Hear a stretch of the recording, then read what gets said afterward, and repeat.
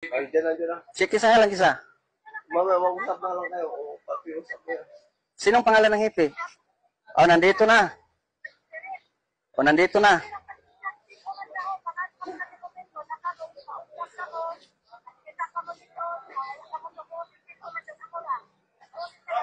Yeah.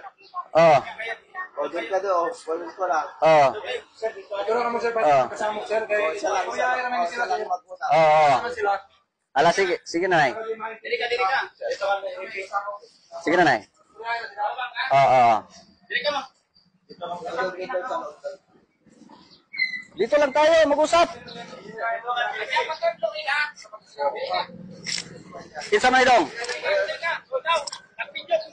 Oh, mag-video tayo.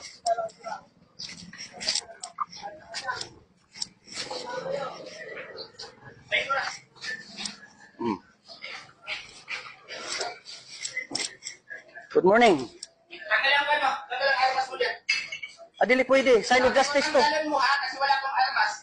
Hindi nga, pwede. Ay, video tayo. Hindi pwede.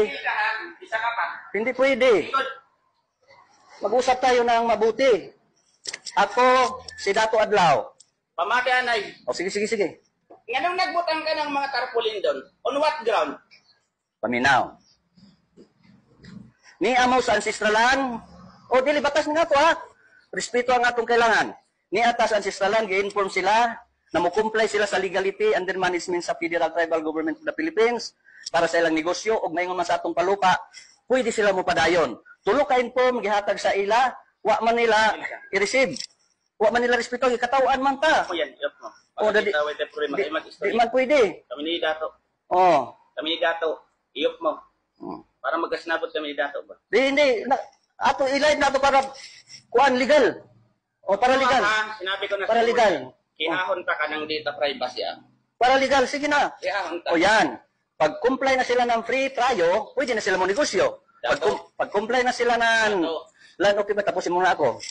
Pag comply ng kuan, LOC, so pwede na sila mo sa ancestralan. Kaya ni ama sa ancestralan eh. Right, pulo naman sa ancestralan.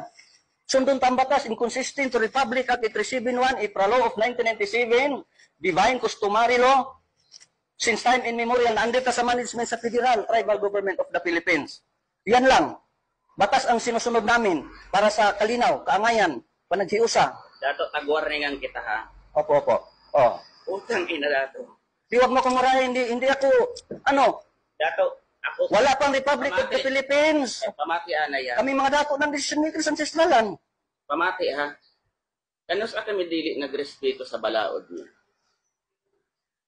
Ganun ang imo na balaod sa bang imo matuman. Tapos naman ang 50 years. Tanong ko, Oo. Tapos na ang 50 years sa civil government. nag-invoke ka ng respeto sa kahustisya, ha? Opo. So ngayon, You must know how to respect sa di ta mag-in-English. ha? Dili ko kasabot og in-English. Kay tribo ko. Bisaya rata. Oh, Bisaya rata. Batas sa batas. Inconsistent to Republic Act 371 lang April of 1997 na supersede na repealed. Ang tanang batas sa civil government will only assist, protect, promote Di ka mo undan. the right of indigenous cultural communities. Ha? Mao? Rights na mo. Sige. O rights na mo. Magkaso kayo, kung magkaso kayo. Yan lang. Kung sa legality, sundin natin. Dahil nandito kayo sa ancestralan. Dapat mo comply kayo ng free prayo sa rightful owners sa ancestralan na mag-operate ka mo sa ancestralan. Kaya na-supersede, na-repeat ang batas sa civil government. Para sa kaangayan natong tanan. Pareho ra ka Pilipino. Respeto lang ang among gipangayo para sa kaangayan. Hindi ka lagi nagre-respeto sa katungod ng ibang tao. Kung gusto mo mag-file ka sa korte, mo ba yung gusto mo? Di mo kanina, nag-istorya Kaya ka. nung namadla ka na wala kang court order. Anong court order? Na-inform na sila, walay katungod ang korte. Executive, legislative, judiciary branches of government will only assist, protect, promote the rights of indigenous cultural communities, indigenous peoples. Pastor, dili dato di ta mag-English or you are nag-binded ka sa panato. Sundin lang natin ang batas. Yan lang ang sa amin. Oo. Dato diya ko paninang pan mo ha. Ay hindi, batas tong atin, batas. Dato, naghangya ko sa imo pa bilang hippie dire. Kung gusto mo ng peaceful na kwan. Oo, kaya nga nag-usap tayo ng peaceful. Sundin natin ang batas. Man ka diri. Wala man ta magubot ang ato lang. Respeto na itong batas sa Dios. Batas sa Dios, ang amo So, gidala. mo ng konsulti mo. Asa man ko dapit, Aware ka. sir na sukuhay. Nag-i-invoke ka ng katungod mo sa kabalaod, pati Ginoo tag-invoke mo, tapos dili ka magrespeto sa katungod ng ibang tao. Hindi. Ani ba kita? Nagrespeto ako. Nag-explain ako. Hindi lisod sa mo ton. pagkanang ko na yan. Kaya nga, ito diplomat, exemption sa any mandatorious authority sa government. But mong ipasabutan ang diri, padlakan mo kasi gusto mo. Kundi mo comply.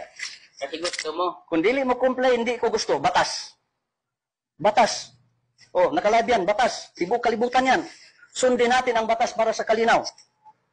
Batas ng Diyos. Republic Act 371, April of 1997. Magrespetuhan ka. Oo nga, nagrespeto. Kaya nga nagkipag-usap ako sa iyo. Tapos nagpahunong ka ng polis, dili ka mumuhunong. Dili lagi pwede, wala jurisdiction ng pulis. Assist ra mo. Kay organisasyon ra mo. Assist mo sa matuod nga panggobyerno. Federal Tribal Government of the Ano Philippines. pangalan mo dato? Dato Adlaw. Complete. 72 Spiritual Advisor. Pwede mo. Basahin mo. Basta na. Hmm. Ano ang pangalan mo? Yan. Videohan mo yan. Okay, check ko doon sa kwan. O sige. Para may problema. Hmm. Anong complete nimo? Nadia. Para mag-check ako doon sa IP. Asa dire? Hmm. Pinsa man lagi na, aman lagi yung kapit.